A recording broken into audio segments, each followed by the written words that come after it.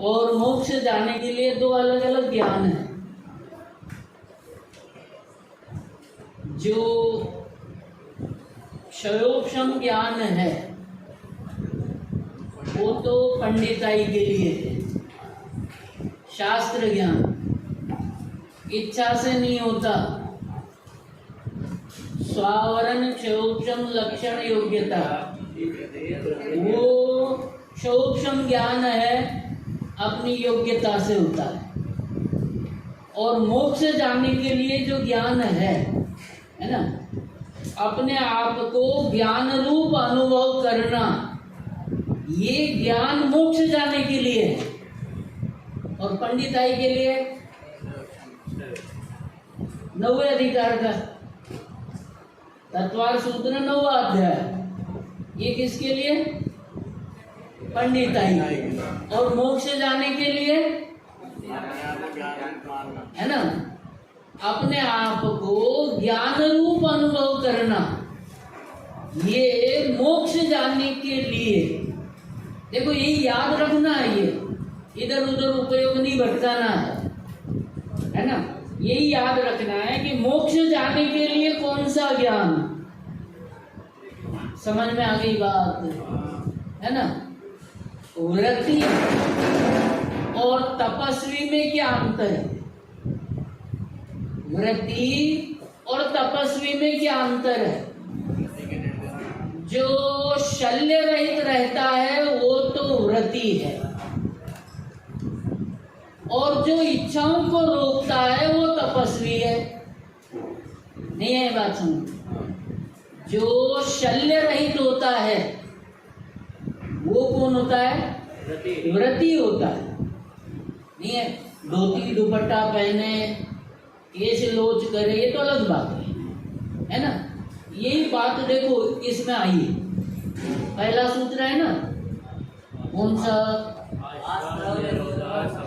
ऐसे नहीं पढ़ना है।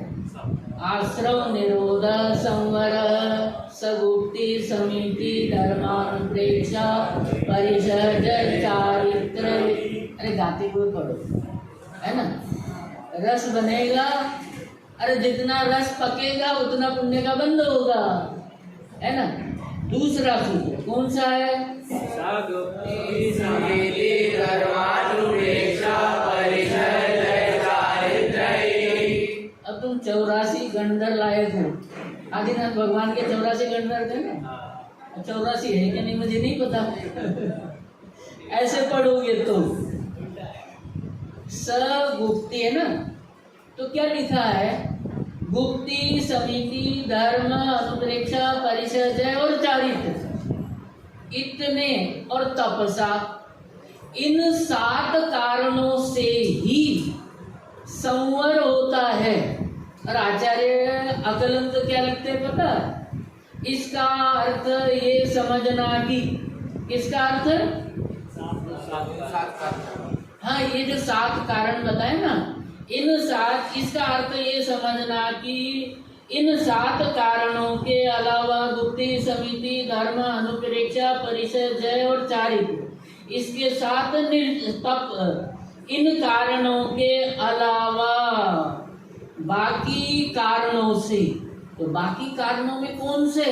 तीर्थ यात्रा करना, केश लोच करना, ये लिखा है राजवार्तिक में। बाकी कारणों से संवर नहीं होता, बाकी कारणों से संवर नहीं होता। ये इतना क्यों लिखा? तो उसका अर्थ किसने लिखा है? ये अकलंक राजवार्तिक में। और यही बात पूज्यपाद आचार्य ने सर्वार सिद्धि में भी लिखी है। संवर करना चाहते हो तो गुप्ति समिति इनका पालन करो, क्योंकि इन कारणों से ही संवर होता है, इनके अलावा अन्य कारणों से संवर नहीं होता। अन्य कारण कौन से? तो उसमें गिना दिए, तीर्थ यात्रा कर लो, व्रत उपवास कर लो, केश लोच कर लो, ऐसे कारण गिना है। उन कारणों से संवर नहीं होता है, इन्हीं कारणों से। समझोगे? व्रती किसको कहते हैं? जो शल्य रहित रहता है उसको तो व्रती कहते हैं, और जो इच्छाओं को रोकता है उसको तपस्वी। इसलिए वो बात याद आ गई कि बाकी भेष न तो व्रती का है न तपस्वी। क्यों? कि व्रत और तप ये धर्म है, और धर्म जीव के परिणामों में रहता है, क्रियाओं में नहीं रहता। समझ में आ गई बात, है ना? निश्शल्यो व्रती, तो 3 प्रकार के शल्य, माया, मिथ्या, निदान। हाँ, तो मुझे कहने का अभिप्राय यह आया था कि जिनवाणी सामने है, तो जिनवाणी ही सुबह जो पढ़ा था उसके बारे में बता देता हूँ। सदाशिव दास जी है ना, जिन्होंने रत्नगंज श्रावकाचार्य की टीका लिखी, एक मूलचंद जी सोनी अजमेर वाले,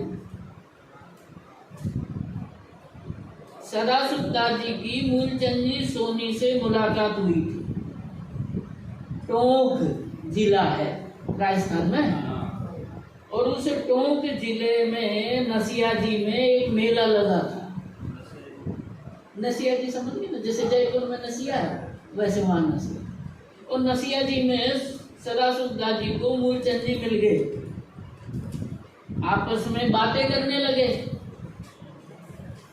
तो सदाशिव दास जी ने मूलचंद जी से कहा, क्या कहा? वो बात काम की कि जितने काल ग्रंथ रहेंगे उतने काल धर्म की परिपाटी चलती रहेगी। धर्म के स्तंभ ग्रंथ ही हैं। जो ग्रंथ रहेंगे तो पढ़ने वाले भी रहेंगे।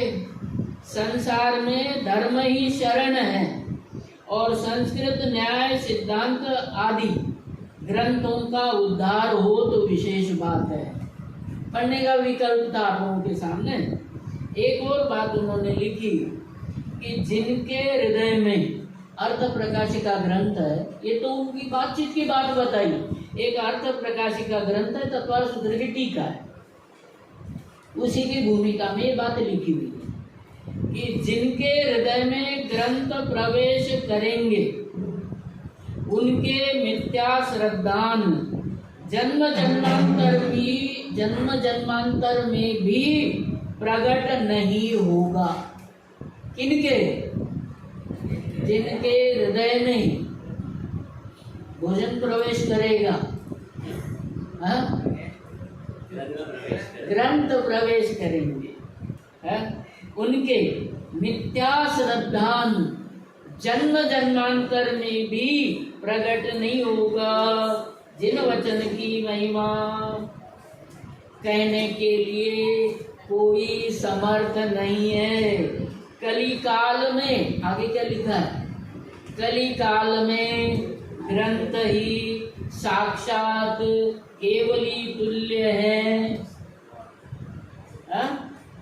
ये बताने का विकल्प था। आगे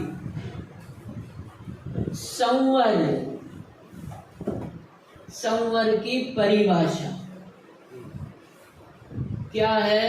आश्रव निरोध। पढ़ लिया?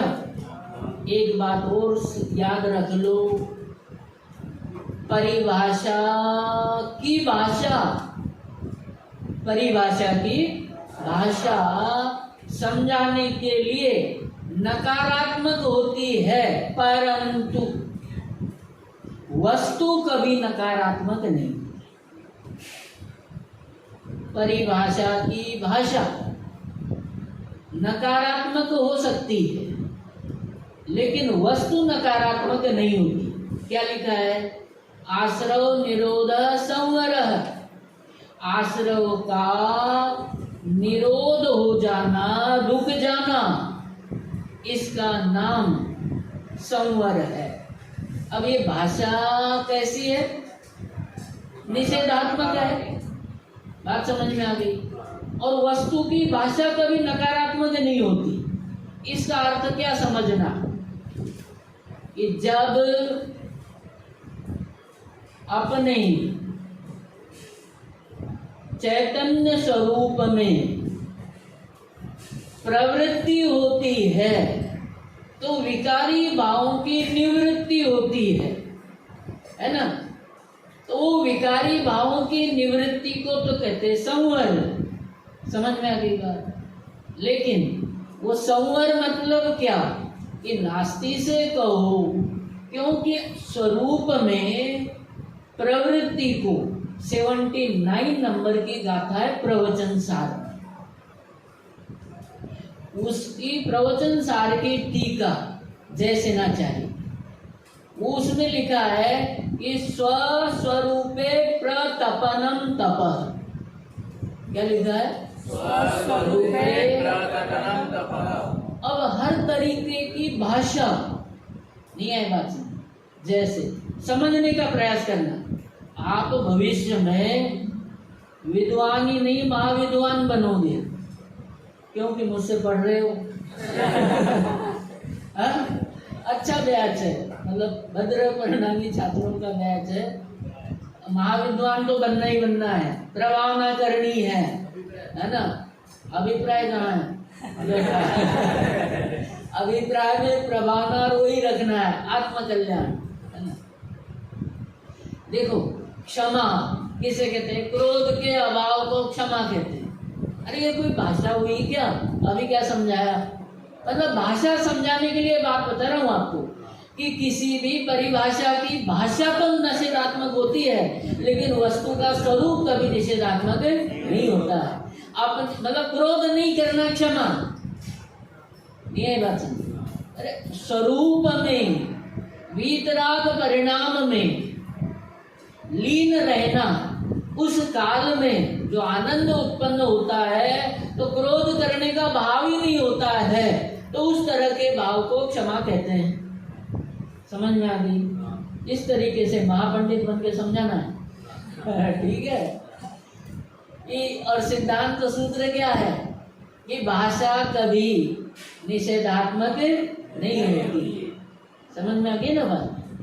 ये तो भाषा निषेधात्मक होती है, वस्तु का स्वरूप कभी निषेधात्मक नहीं होता है। तो संवर का अर्थ क्या समझना है?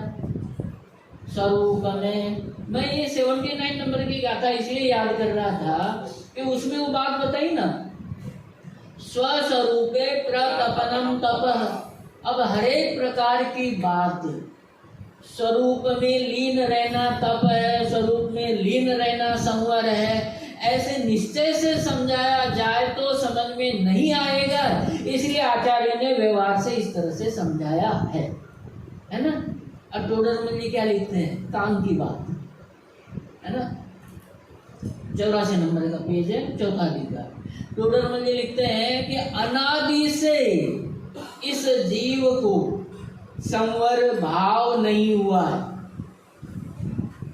अनादि से इस जीव को संवर भाव नहीं हुआ है, आश्रव भाव ही चल रहा है अनादि से, संवर भाव नहीं हुआ है। अब संवर भाव नहीं हुआ तो क्या हुआ? तो इस जीव को संवर का पता ही नहीं है, संवर का पता ही नहीं है, तो संवर होना भाषित नहीं होता है। चलिए, ये तो लिखा है टोडर में ना, 85 पेज पर लिखा है ना, मोक्षांत प्रकाशक के चौथे अधिकार। अब संवर भाषित नहीं हुआ है, तो संवर होने पर जो अतीन्द्रिय आनंद अनुभव में आता है, उस अतीन्द्रिय आनंद का भी पता नहीं है ना। अब रूखा सूखा खा रहा है अनादि से, पकवानों का पता नहीं है ना। तो कल की चर्चा एक बार पूरी करते हैं, फिर आगे बढ़ते हैं। दूसरा बिंदु था कि संवर गुण स्थानों के अनुसार होता है, इच्छा अनुसार नहीं होता।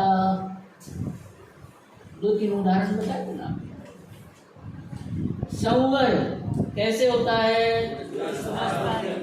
इच्छा अनुसार नहीं होता है। विशुद्धि भी गुण स्थानों के अनुसार होती है और इच्छा अनुसार नहीं होती। समझ में आ गई बात?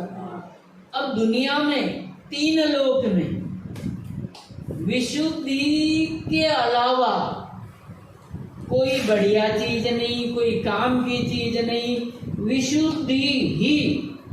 कितने बड़े काम की चीजें देखो, सम्यक चारित्र का स्वरूप टोडरमल जी ने लिखा है, 90 लिखा है, 328 नंबर के पेज पर सम्यक चारित्र का अन्यथा स्वरूप, ठीक है। उसमें उन्होंने उदाहरण दिया, बात फोकस करनी है विशुद्धि पर। क्या लिखा है कि टोडरमल जी ने ये लिखा है कि चौथे गुण स्थान वाला ध्यानादिक करे तो भी उसकी गुण श्रेणी निर्जरा नहीं है, और 5वें गुण स्थान वाला भोजनालय में जाए गर्मा गर्म भोजन करे तो भी उसकी निर्जरा। क्रिया देखो तो, अरे क्रिया देखो ना, एक के तो ध्यान की क्रिया निर्जरा कम, भोजन झपट्टे मारना है भोजन में, आने दो, लेकिन निर्जरा ज्यादा। अब जवाब ये बताओ किस वजह से? जो अंतरंग में विशुद्धि है ना, वो काम करती है। न तो ध्यान काम कर रहा है, न ज्ञान काम कर रहा है, न भोजन काम कर रहा है। विशुद्धि से निर्जरा होती है ना। तो शल्य वाली बात आपको देख करके याद आ गई, भूल गया था मैं। शल्य किसे कहते हैं, है ना?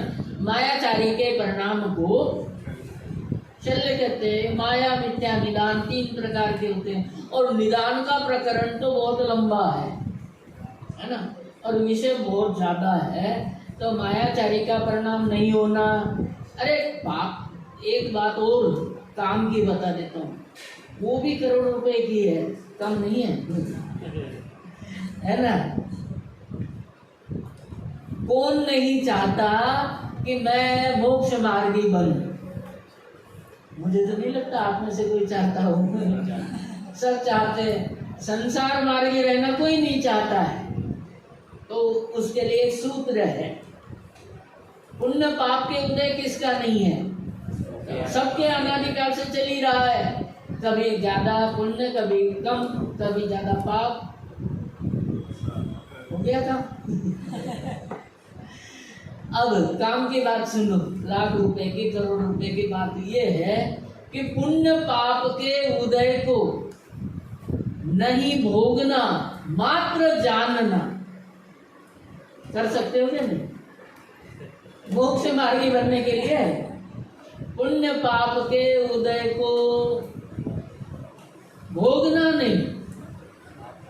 हम अकड़ जाते, जैसे माइक लग गया, सामने माइक आ गया, सुन रहे हैं, पंडित जी कहला रहे, बात समझ में आ गई क्या? ये पुण्य पाप के उदय को भोगना नहीं, मात्र जानना। इतना काम तो कर ही सकते हैं, है? इतना काम तो कर ही सकते हैं, है ना। जीव ज्ञाता है, ज्ञायक है। अभी प्रवचन में भी बात आई थी, अंतर है। जीव ज्ञाता है, और जो अपने आप को ज्ञाता मानता है वो तो हो गया कर्ता। तो ज्ञाता का कर्म ज्ञान ही हो सकता है, राग द्वेष नहीं हो सकता। ज्ञाता का कर्म ज्ञान ही हो सकता है, राग द्वेष तो नहीं हो सकता, है ना। देखो तुम लोग तो क्या है कि कुछ लड़के तो ऐसे पढ़ रहे हैं जैसे उनके सिर पर सुमेरु रख दिया। इतने बोझी लोग करके पढ़ रहे। अरे इतना, एक लाइन और है, लाइनें तो बहुत है। चिंता मणिसा नरवव पाया, कल्प वृक्ष सा जिन घर मारे। चिंता मणिसा नरवव पाया, कल्प वृक्ष सा जिन घर मारे। जब इतनी मूल्यवान चीजें हमको मिल गई है तो आकुलता किस बात की? नहीं आई बात? आकुलता क्यों करते हो? ऐसे उदासीन होके मत बैठो, है ना। पुण्य पाप के उदय को, उदय तो आएंगे, नहीं आएगा सुन, उदय तो आएंगे। अरे ये तो 13वें गुणस्थान के अंत तक भी आएंगे, है, उदय भी आएंगे। ऐसी बात, एक प्रश्न पूछो आप मुझसे, आश्रय होता है तो बंद होता ही है क्या ऐसा? कैसे? आश्रय तो होता है लेकिन बंद क्यों नहीं होता?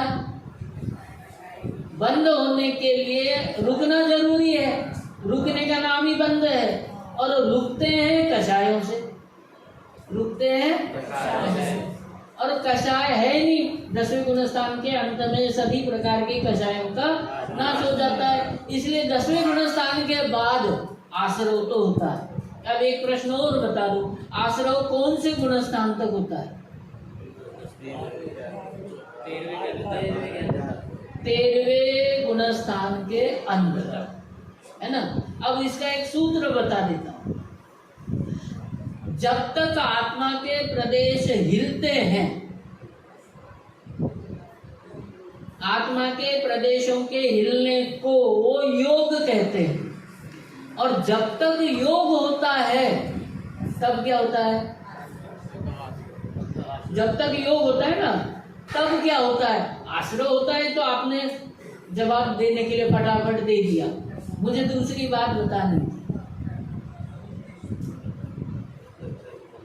बात ये बतानी थी कि आत्मा के प्रदेश जब हिलते हैं, कार्माण वर्गणा कहाँ नहीं है ये बताओ।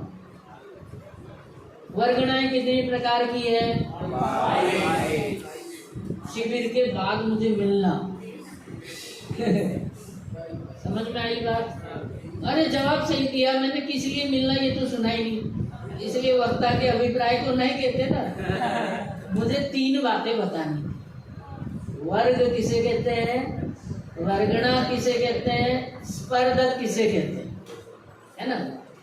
जो 21 प्रकार की वर्गणाएं होती है, 5 प्रसिद्ध है, 21 प्रकार की वर्गणाएं हैं और लोकाकाश में ठसाठस भरी पड़ी। ठीक है, वर्गणाएं 22 प्रकार की, 23 प्रकार की, 21 प्रकार की। कोई आकुलता मत करना, तुम्हारे ज्ञान से वर्गणाएं कम ज्यादा नहीं होती है, और सुधार लेना जहां जैसा मिल जाए ना। 21, 22, 23 शास्त्रों से मिलान करते। ये जो 23 प्रकार की वर्गणाएं, 22 नहीं 23 प्रकार, 23 प्रकार की जो वर्गणाएं ठसाठ, मुझे तो उदाहरण इतना ही बताना है। सिद्धों के भी वर्गणा है। अरे वर्गणा है क्या नहीं? अभिप्राय को पता ही नहीं है। अरे आकाश का कोई एक प्रदेश ऐसा बाकी नहीं जहां पर वर्गणाएं। अरे आकाश की अवगाहना की चर्चा कभी करेंगे, बड़ा माल भरा पड़ा है एक प्रदेश पर, फिर कभी चर्चा, इसीलिए तो कह रहा हूं बाद में मिलना एकांत में, है ना। अभी तो कोई नहीं है। वो जो 23 प्रकार की वर्गणाएं हैं, ठसाठस भरी पड़ी है, सिद्धालय में है क्या नहीं?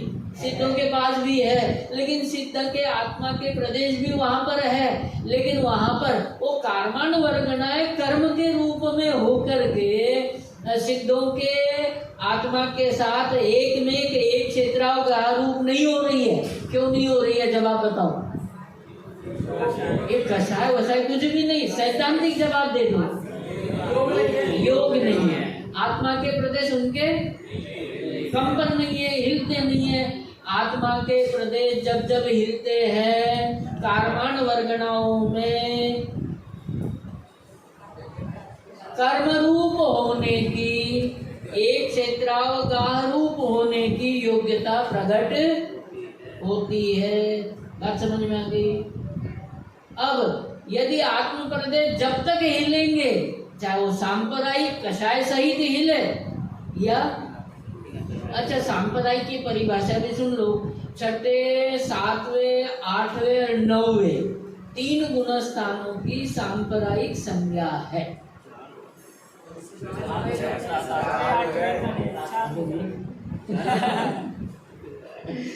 है ना। हालांकि तो सारे हैं, लेकिन क्या है कि सांप्रदायिक हो चाहे इरियापत हो, जब आत्मा के प्रदेश हिलेंगे तो क्या होगा बताओ आप। कार्मान वर्गणाओं में कर्म रूप होने की शक्ति, मतलब वो शक्ति भी आ जाती है, उसके कारण से वो आत्मा के साथ चिपकती है, मतलब बंद होता है। समझ में आ गई ना बात। हाँ बैठे बैठे ही है। स्थान में योग रहता है। हाँ बंद थोड़ा होता है। हाँ स्थान में योग होते हुए बंद नहीं होता। तो यही तो बात चल रही है। बात यह है 13वें गुण स्थान में आत्मा के, शुरुआत से बात कर लो ना, आत्मा के प्रदेश हिलते हैं कि हिलते हैं, योग है क्या है, क्योंकि आत्मा के प्रदेशों को, कंपन को, हिलने को योग कहते हैं। अब जब तक योग है तब तक आश्रव है, सिद्धांत की बात तो ये है। और जब तक कषाय है तभी तक बंद है, क्योंकि कषाय, बात समझ में आ गई, कषाय के कारण से स्थिति और अनुभाव दो प्रकार का बंध कषाय के कारण से होता है। बताने के लिए तो बहुत सारी बातें हैं। स्थिति बंध और अनुभाग बंध कषाय के कारण से होते हैं, और प्रकृति बंध और प्रदेश बंध योग के कारण से होते हैं। इसके कारण से, योग के कारण से। प्रकृति बंध और प्रदेश बंध। प्रकृति बंध मतलब ज्ञानावरण, दर्शनावरण आदि किस प्रकार का बंध होगा, इसको तो कहते हैं प्रकृति बंध। और कितने परमाणु बनेंगे, इसको कहते हैं प्रदेश। परमाणुओं की संख्या को प्रदेश कहते हैं। और ज्ञानावरण आदि जाति को प्रकृति कहते हैं। और प्रकृति बंध 8वां अधिकार रहेगा ना अपना। हाँ,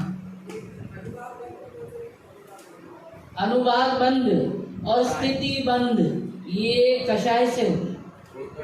अभी बता रहे ना, ये ऐसे गर्दन पकड़ते हैं, थोड़ी भी श्वास नहीं लेने देते हैं।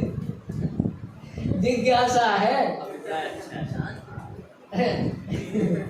इसका श्रद्धांत सही नहीं है, लेकिन उसका अभिप्राय सही है, उसकी जिज्ञासा सही है? कर लेगा जल्दी। अपनी क्लास में बैठा है तो मिथ्या दृष्टि तो जाएगा नहीं, है ना। हाँ, प्रकृति बंध समझ में आ गया। प्रकृति कहते हैं जाति। ज्ञान किसी दिन कहो तो कल, लेकिन ये विषय रह जाएगा। ज्ञान वर्ण आदि बंटवारा होता है। ज्ञान वर्ण आदि कर्मों का बंटवारा होता है। कौन सी मशीन फिट है अंदर बंटवारे के लिए? एक समय में यह जीव सिद्धों के अनंतवें भाग और अभव्य राशि से अनंत गुण कर्म परमाणुओं को ग्रहण करता है ना, दूसरी भाषा में कर्म। अब इतने कर्म परमाणुओं को जो ग्रहण करता है, इन कर्म परमाणुओं का जो ग्रहण है, इसका बंटवारा भी होता है। बंटवारा करने के लिए कौन सी मशीन फिट है? कहाँ से आई है? अमेरिका से, जापान से है? ये प्रभु सुन लो, ऐसा उदाहरण दिया आचार्य ने कि मनुष्य आहार करता है।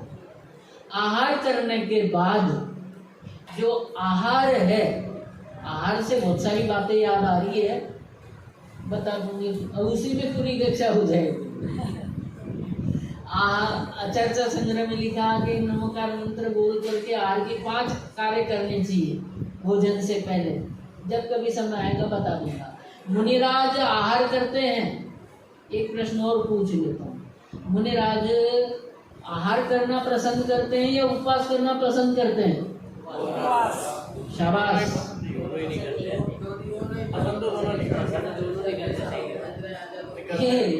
ऐसे बनिया है, ये श्रद्धांत कह रहा है कि दोनों नहीं करना चाहिए।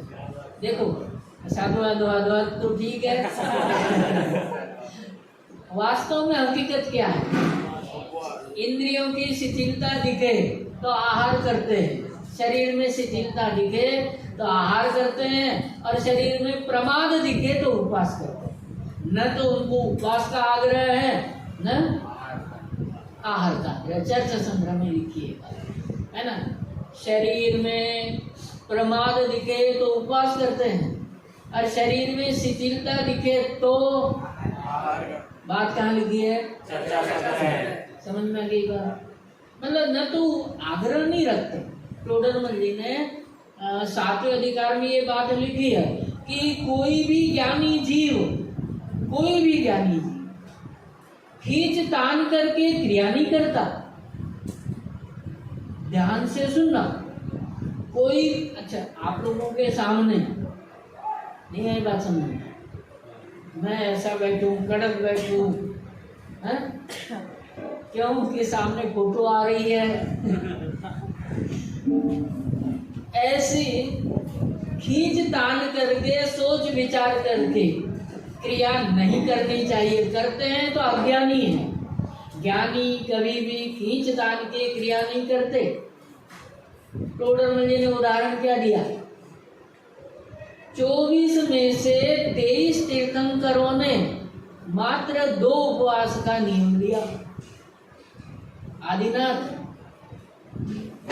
पहले उन्होंने 6 माह का उपवास का भी नियम लिया। न केवल उपवास का नियम लिया बल्कि प्रतिमा योग का नियम लिया। प्रतिमा योग समझते हैं ना? प्रतिमा की तरह मुनि 4 प्रकार के होते हैं। बताऊंगा नहीं, नाम बता दूंगा बस, है ना। जिन कल्पी, स्थविर कल्पी, उत्सर्ग मार्गी और अपवाद मार्गी। इसका अर्थ आज नहीं बताऊंगा, फिर करूंगा। जिन कल्पी, स्थविर कल्पी, अपवाद मार्गी, उत्सर्ग मार्गी और अपवाद मार्गी, है ना। 4 प्रकार के मुनि होते हैं, कभी बताऊंगा। तो ये जो आदिनाथ भगवान ने प्रतिमा योग धारण किया वो जिन कल्पी। कौन सा? जिन कल्पी, है ना। तो 6 महीने का उन्होंने नियम लिया। तो 24 में से कितने तीर्थंकरों ने 2 उपवास का नियम लिया? 23 ने। तो टोडरमल जी ने क्या समझाया वहां पर कि उनके पास शक्ति तो 6 महीना वर्ष भर तक की दी थी। एक बात और सिद्धांत की, अपने तो सिद्धांत ही निकलेंगे। 2 बातें, 2 वाक्य लिख लेना। पहला वाक्य, उपवास की मर्यादा 1 वर्ष की है। अधिकतम उपवास 1 वर्ष का हो सकता है। 1 वर्ष का उपवास यदि कोई कर पाता है तो नियम से केवल ज्ञान को प्राप्त होता है। एक बात तो ये। दूसरा, जिसको उच्च गति का बंध हुआ है, जैसे 16वें स्वर्ग का बंध हुआ, लेकिन कक्षा में लेट आ गया, कक्षा में लेट आ गया तो क्या हुआ कि वो 16वें स्वर्ग से नीचे आ जाएगा धीरे धीरे। रोज लेट आएगा तो नीचे आ जाएगा, जाएगा तो देवगति में, लेकिन 16वें स्वर्ग से 14वें में आ गया, पहले में आ गया, दूसरे में आ गया, भवनवासी बन गया, जाएगा तो देवगति में, है ना। तो जो आयु बंध के बाद नीचे आ जाता है उसको तो कहते हैं घातायुष। कौन सा शब्द है? शुद्ध लिख लोगे, घातायुष। घातायुष्क समझ में आ गई बात? बहुत सारे सिद्धांत हैं। घातायुष्क 12वें स्वर्ग से ऊपर नहीं जाता। घातायुष्क जो होता है ना 12वें स्वर्ग से, बहुत सारे सिद्धांत है, मैं बताऊं, अगाध है जिनवाणी। और जो घातायुष्क होता है वो घातायुष्क जीव अधिक से अधिक 6 महीने का उपवास कर पाता है। जो घातायुष्क नहीं है वो तो 1 वर्ष का कर सकता है। घातायुष्क कितने दिनों का कर पाएगा? 180 दिन। दिनों में पूछा तो दिनों में बताओ। 6 महीने का घातायुष्क अधिकतम 6 महीने का उपवास कर सकता है। उपवास करने की मर्यादा कितने दिनों की? 1 वर्ष, है ना। 1 वर्ष से अधिक कोई करे तो ढोला में लिखा है भाग 4, ढोला भाग पुस्तक 9 भाग 4 क्या लिखा है? 1 वर्ष से अधिक कोई उपवास करे तो केवल ज्ञान हो जाए। समझ में आ रही बात? समझ तो आ रही है लेकिन घड़ी भी भाग रही है। चलो, क्या है कि टोडरमल जी ने ये लिखा है, ज्ञानी जीव दुनिया को दिखाने के लिए खींच तान करके क्रिया नहीं। मैंने एक बार देखा, कुछ सामान्य बात भाषा में बात करता हूँ, ये अरे ये आ रहे लोग, सावधान होकर बैठो। अब हमने देखा और उनको जो बोला था वो भी सुना मैंने कि लोग आ रहे इसलिए सावधान होके बैठ जाओ। तो ये खींचतान कर सहज बैठा करो। अब जैसा ये हाथ टीका के बैठ गए, सहज बैठ गया, खींचतान के नहीं, है ना। सहज बैठो, कोई दिक्कत नहीं, क्योंकि ज्ञानी जीव क्रियाओं में सहज होते हैं और जो सहज होते हैं उन्हीं को ज्ञानी कहते हैं, है ना। तो ये ज्ञानी है, ये प्रमाण पत्र नहीं देना है। तो ऐसा सोचो कि खींच तान करके क्रिया नहीं है। समझ में आ गई बात है? तो वो जो भोजन की क्रिया की बात थी, विशुद्धि निर्जरा का धर्म का आधार विशुद्धि है, क्रिया नहीं है। तो कल विशुद्धि की चर्चा अपन कर रहे थे ना। तो 3 बिंदु हो गए, 11 बिंदुओं की चर्चा करनी है। विशुद्धि 2 प्रकार की होती है, गर्भित विशुद्धि और गर्भित विशुद्धि का मतलब क्या? कि ज्ञान का जानपना,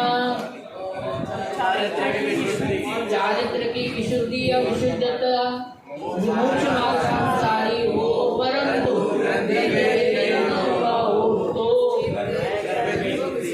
ग्रंथि भेद का दूसरा अर्थ सम्यक दर्शन, सम्यक दर्शन प्राप्त नहीं हुआ हो तो। समझ में आ गई बात? क्या कहते हैं उसको? गर्भित विशुद्धि के बाद दूसरा बिंदु, जिसके गर्भित विशुद्धि होती है उसी को प्रगट विशुद्धि प्रगट होती है, उसी के विशुद्धि प्रकट होती है। दूसरा बिंदु, जिसके गर्भित विशुद्धि नहीं होती है उसके प्रकट विशुद्धि भी नहीं होती है। हाँ, 3 काल में समझ लो, मतलब होती ही नहीं है। जोर देने के लिए 3 काल शब्द काम में लिया था। आगे तीसरी बात, गर्भित, ये अंडरलाइन करने वाली बात भी है, मतलब सूक्ष्म बात है, थोड़ी सी, ज्यादा नहीं। गर्भित विशुद्धि ऊर्ध्वता को साधती है। गर्भित विशुद्धि ऊर्ध्वता को साधती है। प्रगट विशुद्धि मोक्ष मार्ग को साधती है। ये भैया समझ में आ रहा है? साधती वाली भाषा भी पकड़ में आ गई ना। गर्भित विशुद्धि किसको साधती है? ऊर्ध्वता। प्रगट विशुद्धि मोक्ष को साधती है। इसका अर्थ क्या निकला? कि गर्भित विशुद्धि से नहीं, गर्भित विशुद्धि से मोक्ष मार्ग प्रारंभ नहीं हुआ। गर्भित विशुद्धि से मोक्ष मार्ग प्रारंभ नहीं हुआ। बात समझ में आ गई ना? बहुत सारी बातें हैं और मुझे रात को कई आधे घंटे तक ये विकल्प आ गए कि 47 सूत्रों पूरे कैसे करेंगे। आधे दिन तो आज निकल गए। देख लेना, कुछ आप लोग भी पढ़ लेना, कुछ काम की वैसी बातें हैं, वो विकल्प आते हैं, इसलिए बताता हूँ। क्या बात थी? गर्भित विशुद्धि ऊर्ध्वता को साधती है ना। गर्भित विशुद्धि इस जीव को अनंत बार हुई भी है, क्योंकि प्रायोगिक लब्धि में कर्मों की स्थिति अंत कोटा कोटि से घट जाती है। समझ में आ गई ना? वो सारी बातें हैं। चलो, गर्भित विशुद्धि ऊर्ध्वता को साधती है। इसका उदाहरण क्या है, ये भी उसी में है षटखंडागम। प्रश्न था 923 जीव, याद है? 923 923 जीव भरत चक्रवर्ती के 923 बेटे, वैसे तो 66,000 थे, 32,000 96,000 रानियां। तो ये जो बेटे थे कितने, जिनकी चर्चा है 923 बेटे जन्म के बाद बोले ही नहीं। अब भरत चक्रवर्ती को चिंता हो गई, कौन से डॉक्टर को दिखाऊं? बात समझ में आ गई? स्पेशलिस्ट किसको दिखाऊं? वो दिखाने से पहले वो कंफर्म करना चाहते थे। 8 वर्ष के हो गए ना, चिंता तो होनी थी। बोले जिसका दादा तीर्थंकर, बाप चक्रवर्ती,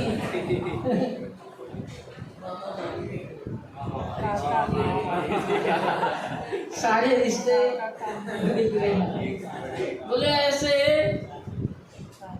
कुल में पैदा हो गए, मोक्ष मार्गी कुल में, अरे गूंगे हो नहीं सकते, होना नहीं चाहिए।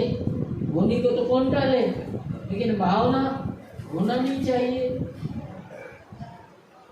गए आदिनाथ के पास, पूछ लिया, पिताजी कैसी विचित्रता है, ये बात है, बता दी कि भाई ये बोलेंगे और अभी बोलेंगे, बोल दिए।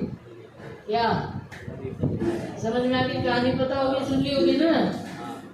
दीक्षा मांग ली उन्होंने उसी समय, मतलब जन्म से बोले ही नहीं, हे भगवान बहुताप हारी जिन्हें दीक्षा दीजिए, इतना ही बोले और दीक्षा ले ली। दीक्षा लेने के बाद तपस्या की, मोक्ष गए। 923 जी कहाँ थे? निगोद में थे। इसके बारे में 2 मत आते हैं। बादर निगोद से सीधे निकले, मनुष्य बने। कोई कहते कि जाएगी पर्याय में थे और कि जाएगी पर्याय में भरत चक्रवर्ती के हाथी के नीचे आ गए, जो भी सीधे तिरंज गति से मनुष्य गति में आए। निगोद से आ गए, एक को गौण कर दो ना, गौण करना ही पड़ता है। देखो क्यों गौण इसलिए करना पड़ता है, जैसे एक सूत्र आएगा अपने यहाँ पर, नौवे अधिकार की बात है। उसमें जैसे पहले नरक में कोई जीव लगातार जन्म ले तो कितनी बार लेके 8 बार, 7वें नरक में लगातार जन्म ले तो कितनी बार की 2 बार। लगातार का अर्थ क्या है? मर करके आया, फिर दोबारा गया, फिर आया और फिर गया, ऐसा नहीं। बीच में एक अन्य पर्याय उसको धारण करनी पड़ती, उसको गौण कर दिया, ऐसे गौण कर लो। निगोद से सीधे वो जीव आ गए, ठीक है ना, मनुष्य बने, दीक्षा ले ली, मोक्ष चले गए। प्रश्न ये उठा षटखंडागम में कि साहब वो 923 जो जीव थे, ये तो निगोद में थे ना, तो निगोद में वहां पर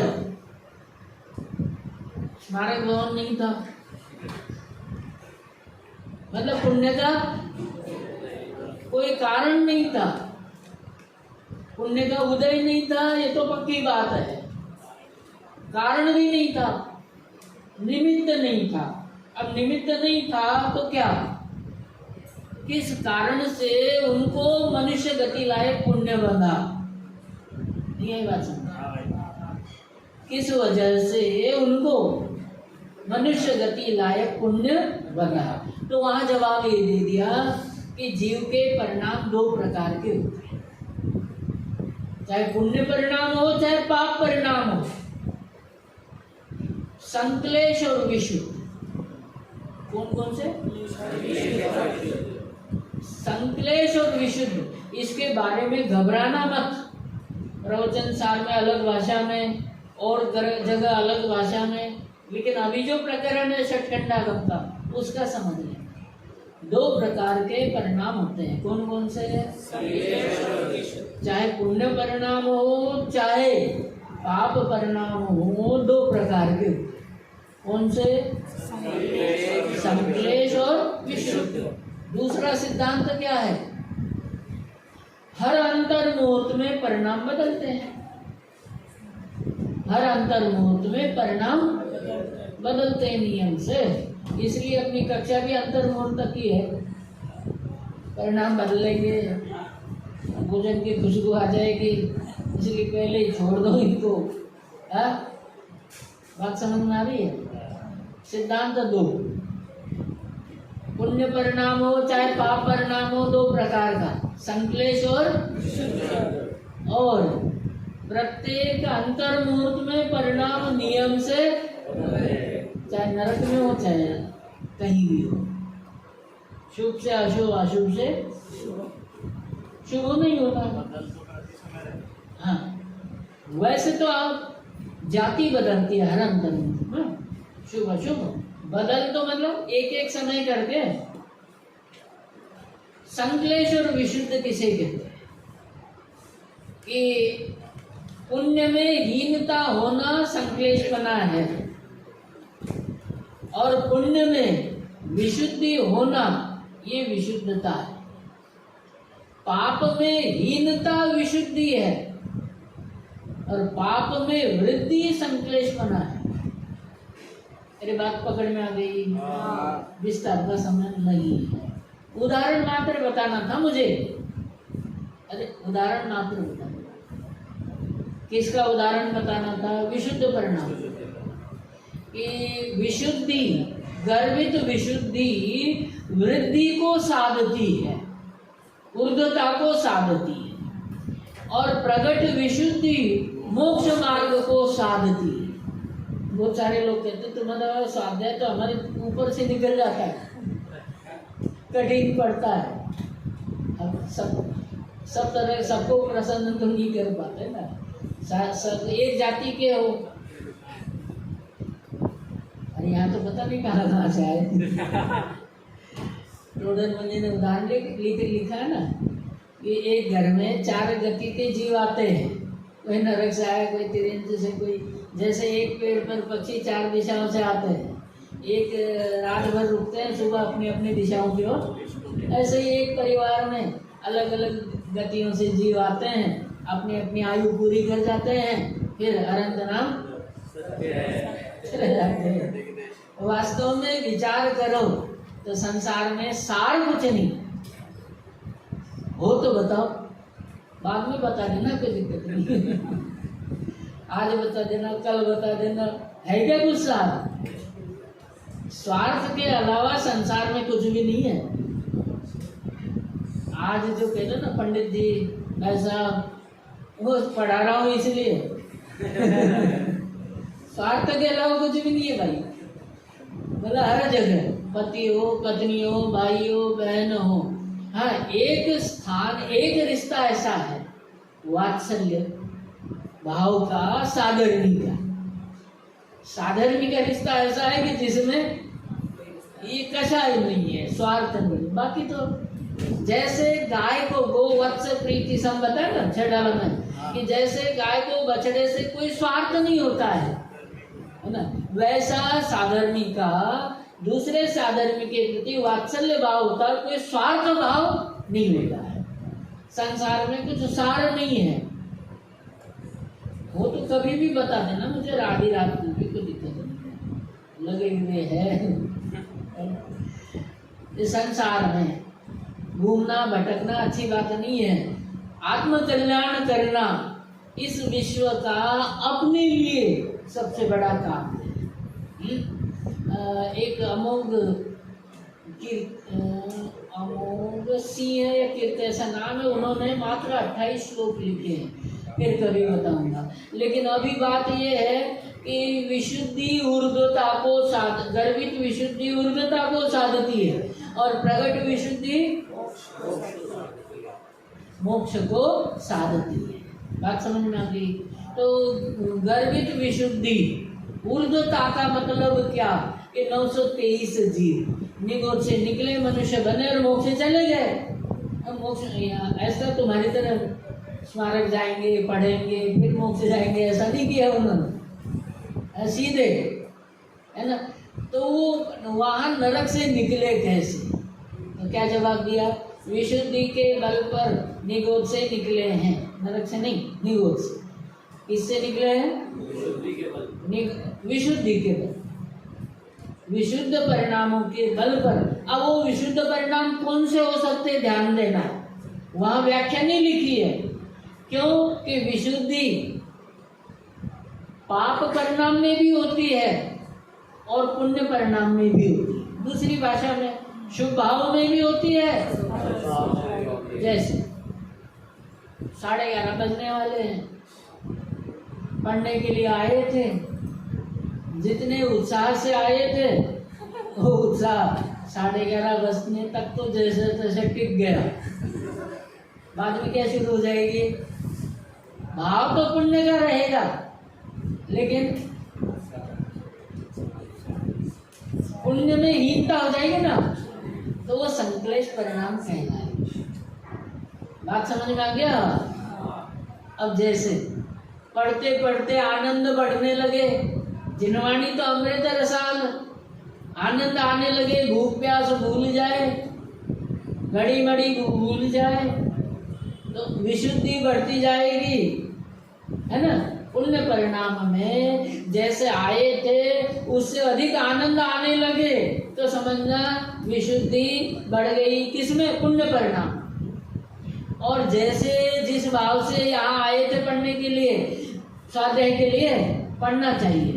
क्यों पढ़ना चाहिए? 13 स्थान है इसके विशुद्धि के, अनंत विशुद्धि के, कल बताऊंगा, है ना।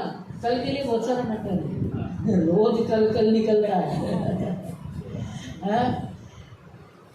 वो जरूर बताऊंगा, क्योंकि विशुद्धि जीवन में हमारा जन्म सिद्ध अधिकार है, होना ही चाहिए।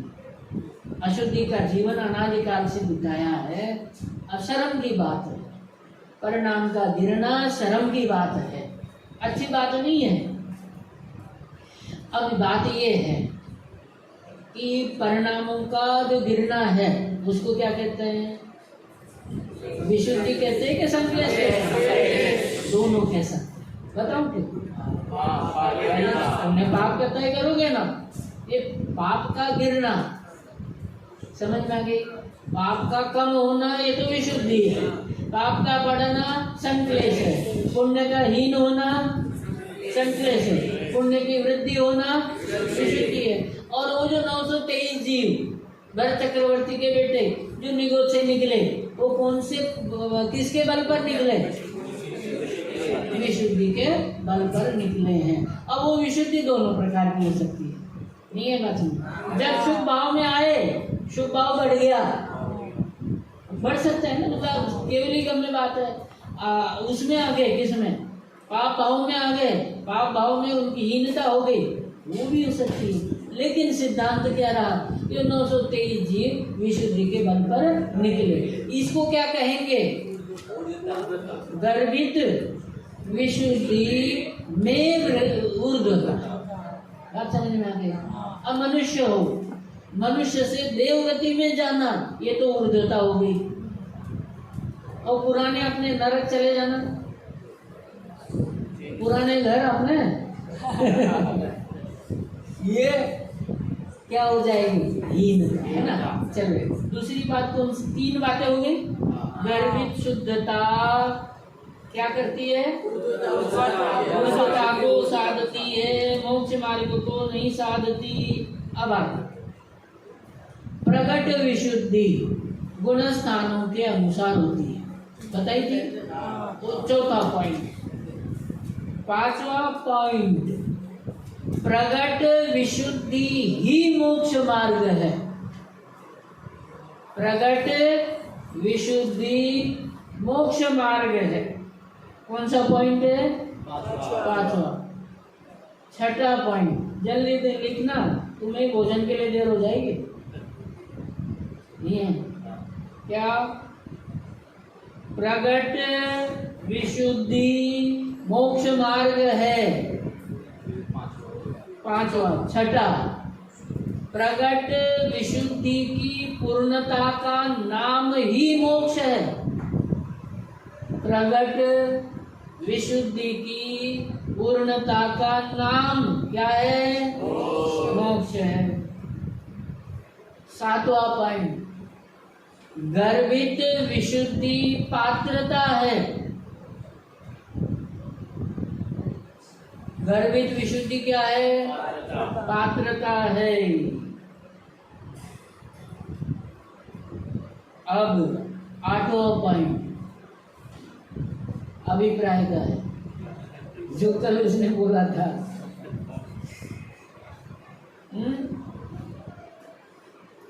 शुद्धि से संबंधित बिंदु है। द्रव्य शुद्ध है। समयसार गाथा 38, समयसार गाथा 73 और भी बहुत सारी है, लेकिन मुख्य रूप से द्रव्य शुद्ध है। नहीं है बात समझ? शुद्ध, शुद्धत्व द्रव्य में है और शुद्धि पर्याय में है। बात समझ में? शुद्धत्व, त्रिकाल शुद्धत्व, किसी को शंका हो तो द्रव्य में है, दृष्टि के विषय में है, और शुद्धि वो पर्याय में है। चाहे वो गर्भित विशुद्धि की बात हो, चाहे प्रगट विशुद्धि की बात हो, वो पर्याय की बात है ना। अब 9वां पॉइंट, जो 8वां पॉइंट पता है ना, उसका 9 उसके आधार पर अगला। विशुद्धि जब भी प्रकट होती है, शुद्ध के आश्रय से ही प्रकट होती है, द्रव्य के आश्रय से ही प्रकट होती है। शुद्धि का आधार शुद्ध ही होता है। द्रव्य यदि शुद्ध न हो तो पर्याय में 3 काल में शुद्धि प्रकट नहीं हो सकती। स्वामी जी कहते हैं, लहसुन खाते खाते कस्तूरी की डकार नहीं आती है। अशुद्धि के आश्रय से शुद्धि प्रकट नहीं होती है, और शुद्ध के आश्रय से ही शुद्धि होती है। परंतु निर्मल पर्याय, विशुद्ध पर्याय के आश्रय से भी अगली पर्याय निर्मल नहीं होती है। अरे समझ में आ गई बात? आधी बात समझ में आ गई। आधी बात क्या समझ में आ गई? कि शुद्धि के आश्रय से ही शुद्धि प्रकट होती है, बात बराबर है। कोई उठा करके लाया पर्याय को, मोक्ष पर्याय। अब मोक्ष पर्याय तो पूर्ण शुद्ध है। अब मोक्ष पर्याय के आश्रय से अगली पर्याय शुद्ध हो जाएगी क्या?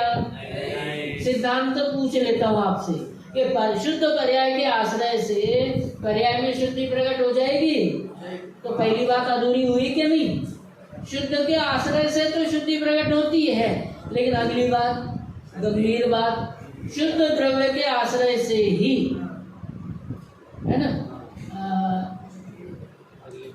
संवर अधिकार है ना, 181 नंबर की गाथा उपयोग में उपयोग रहता है। ये अलग बात है कि निर्मल द्रव्य निर्मल पर्याय में ही रहता है। निर्मल द्रव्य निर्मल पर्याय में ही रहता है। निर्मलता निर्मल द्रव्य के आश्रय से ही प्रकट होती है, निर्मल पर्याय के आश्रय से भी प्रकट नहीं होती। बात पकड़ में आ गई? अभी अपना द्रव्य निर्मल है कि नहीं? क्योंकि अभी अपनी पर्याय तो निर्मल नहीं है। अरे यार पूछ के बताना पड़ेगा। प्रश्न क्या है पता है? क्या नाम है? वंशित। बड़ा गजब का प्रश्न है ना। ये कह रहा मुझे पता नहीं है, लेकिन ये पूछ रहा है कि अपना द्रव्य वर्तमान में शुद्ध है क्या नहीं है। पूछ के बताना पड़ेगा क्या? त्रिकाल शुद्ध है। बात समझ में आ गई? जवाब क्या है? अरे अनादिकाल पहले भी शुद्ध था, आज भी शुद्ध है, और अनंत काल तक भी शुद्ध ही रहेगा। और बहन श्री तो कहती है कि हे जीव, तुझे कहीं अच्छा नहीं लगता हो तो अपने द्रव्य में चला जा। जागतो जीव वो छे, त्रिकाल शुद्ध छे। हाँ? जो जीव है त्रिकाल शुद्ध है। द्रव्य की बात है, जो निगोद में सोई मुझ में सुना है ना, वो किसके बल पर बताया?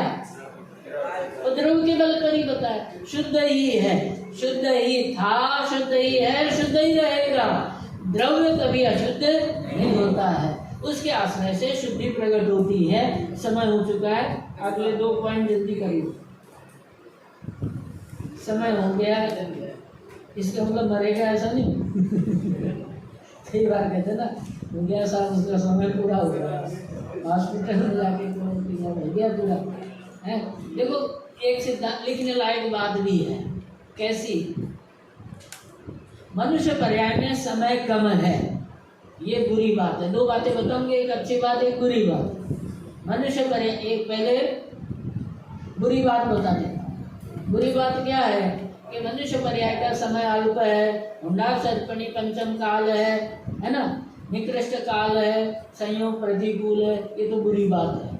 अब अच्छी बात की बात आ गई। फिर भी बात समझ में, अच्छी बात क्या है? अभी भी समय है, ये अच्छी बात है।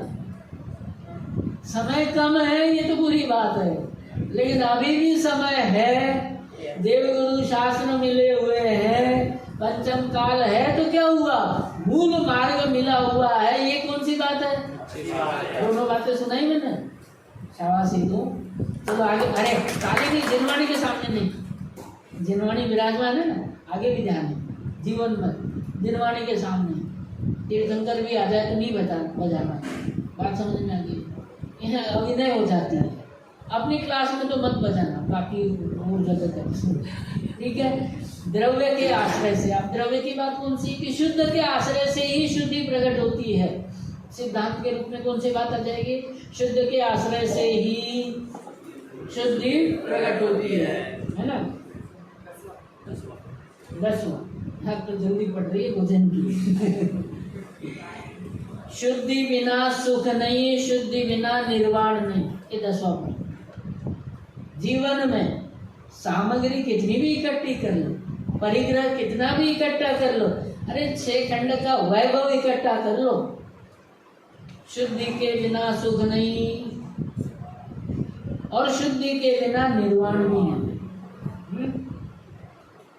और जो प्रगट विशुद्धि का अगला 11वां पॉइंट है। प्रगट विशुद्धि का 11वां पॉइंट क्या है? कि प्रगट विशुद्धि चौथे गुणस्थान से लेकर 14वें गुणस्थान तक होती है। अब सिद्ध बनने के बाद विशुद्धि रह जाती है, विशुद्धि की चर्चा बंद हो जाती है। नहीं आएगा, सुना होगा ना आप लोगों ने, जीव भव्य भव्यत्वानिच, भव्यत्व ये पारिणामिक भाव है। मोक्ष होने के बाद जरूरत ही नहीं है ना उसकी, नहीं है। 9वें अधिकार का ज्ञान होने के बाद आपको मेरी जरूरत रहेगी क्या? बताओ, डरो मत, डर डर के बता रहे हो। अरे दोनों ही बातें। 9वें अधिकार में अधिक विशुद्धि के लिए भी पढ़ सकती है, अधिक सूक्ष्मता के लिए, विशुद्धि के लिए, और 10वें के लिए तो ही अपन बैठे यही कबड्डी खेलेंगे, तुम भी यही, मैं भी यहाँ। बात समझने वाली बात ये है क्या? मोक्ष तक पुरुषार्थ का अंत नहीं होता है। ये तो छोटी मोटी बातें हैं, कसायों को जीतना। तुम लोगों ने तो हवा बना रखा है। मोक्ष मार्ग बहुत सरल है, छोटा सा। और क्या करना बताया ना आपको, मोक्ष मार्ग क्या है? पुण्य पाप के उदय को मात्र जानना है, भोगना नहीं। कषायों में बहना नहीं, कषायों को बहाना, बहा देना, ये मोक्ष मार्ग है। कषायों में बह जाना, ये तो संसार है। तुम लोगों ने बहुत कह दिया कि पंडित जी बहुत अच्छा है, वैसा बहुत अच्छा लग रहा है, कषायों में बह जाए, ये संसार मार्ग है ना। कषायों को बहा देना, कषायों में बह जाना संसार है, और कषायों को बहा देना, मिटा देना, ये मोक्ष बहुत सरल है। हवा मत बनाना, कभी भी आकुलता मत करना। अरे जिनागम आपके पास है, सच्चा ज्ञान यदि आपके असंख्यात प्रदेशों में है तो आपको आकुलता नहीं करनी चाहिए। आप आकुलता करते हो, इसका मतलब आपके पास सच्चा ज्ञान ही नहीं है। ज्ञान है तो उसका उपयोग नहीं है। चलो अंतिम बिंदु कौन सा? 11 ही है, 11 ही बिंदु है, लेकिन 11वां बिंदु अधूरा रह गया अभी। प्रकट विशुद्धि चौथे गुणस्थान से 14वें गुणस्थान तक रहती है। सिद्ध में विशुद्धि का फल रहता है। एक प्रकरण आया, कहाँ पर? धौला में भी कई ग्रंथों में है कि सिद्धों के कौन सा ध्यान होता है?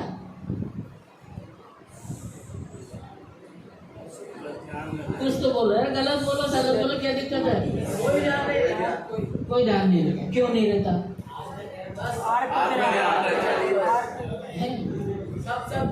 बेवकूफ बनाने के लिए नहीं मिल गया। एक बात और बता, बेवकूफ बनाने के लिए नहीं मिल गया।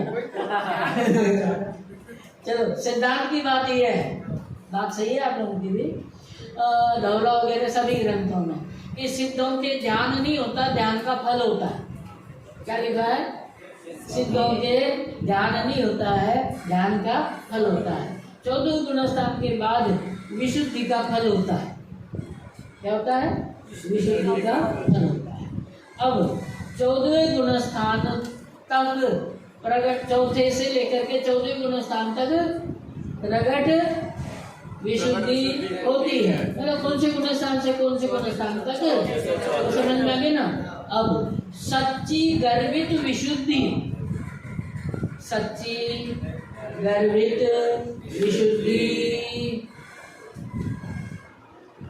चौथे गुणस्थान से पहले अंतर मुहूर्त काल तक होती है। उसमें भी 3 करण परिणाम है। अधाकरण, ये ना मोक्ष मार्ग में 3 जगह होते हैं, नियम से नहीं 4 जगह नियम से होते हैं, लिख लेना। इन 3 परिणामों को त्रिकरण परिणाम कहते हैं। क्या कहते हैं? त्रिकरण परिणाम कहते हैं। और ये मोक्ष मार्ग में 4 स्थान पर होते हैं। कल बता दूंगा यदि विचार आया तो, क्योंकि विषय दूसरा हो जाएगा। त्रिकरण परिणाम मोक्ष मार्ग में 4 स्थान पर होते हैं, है ना।